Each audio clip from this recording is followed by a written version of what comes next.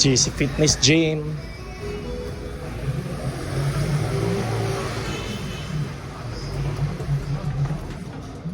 Bossing, Successfully logged in. tagaan ka og tips pag first timer nimo diri sa sulod sa gym. Una nimong buhaton pag sulod is warm up and stretching. So pwede ka mo diretso diri sa treadmill or kaning sa climb treadmill man gyapon siguro tawag ani. So ayaw mo ka ulaw no pag mo sulod mo og mga fitness gym kay na mga trainer press diri sa GC Fitness Gym na ayud na siya mga trainer. So pwede ra mo mangutana kung unsa ang paggamit ang mga equipment. Diri sa GC Fitness Gym no na sila ID card system nga annually o monthly. So pwede ra nimo siya i-swipe mugawas dito sa inyong computer. Isolateral close gym. Isolateral. So kani atong tiraho no, isolateral nga chest and back. So ayo mo kaula kung first time ninyo mag-gym, na coach diri nga willing mo tudlo sa GC Fitness Gym. Atong kaubang karon si Coach Joe Harris. Sige go. Hindi mo niya karon kung unsaon paggamit para makabalo ta. Chest and back.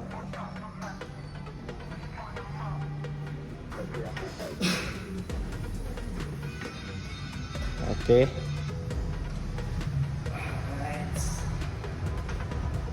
So ayun, kaning equipment is isolateral chest and back na equipment.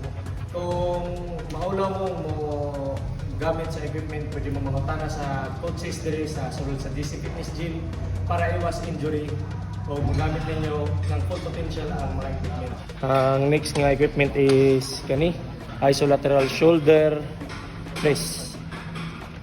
Sige daw. So, nga na siya kasimple no. Tanawon pero kung naano ni siya karga. So, bugat na gid siya. So, mora na mangutana lang gid sa coach kung unsaon paggamit ng equipment properly para iwas injury. Tara, try na to. Exercise na pinagana siya. Paggamit ng equipment.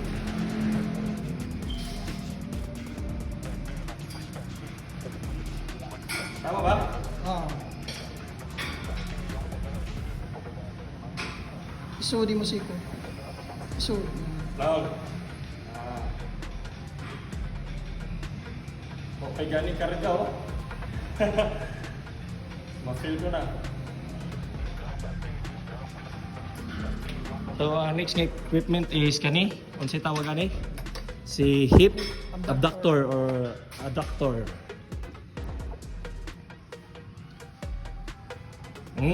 Diha. Kuha gid ay. So, di ba? Komplikado kayo tanawon ang equipment pero kung ma-demo sa mga og mapasabot kung unsa ang paggamit so di na ka maglisod. Na diri ang weights kung unsa ka bugatay mo ang gusto nga ikarga. Ayun lang gid mo kaulaw pagduol sa mga coaches diri no sa sulod sa fitness gym para achieve ang inyong experience. Okay. Diri ang tail. Forward kamay. Forward pa. Ana. Bugat. 26. Ang kamot, ano? O diri. Pwede din na. Dire. Pwede po dito. Pwede po diri.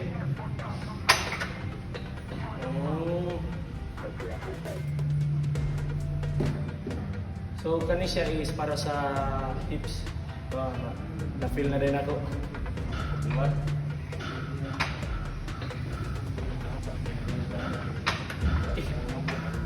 Og din hilang taman ang atong tutorial no. Thank you so much for watching.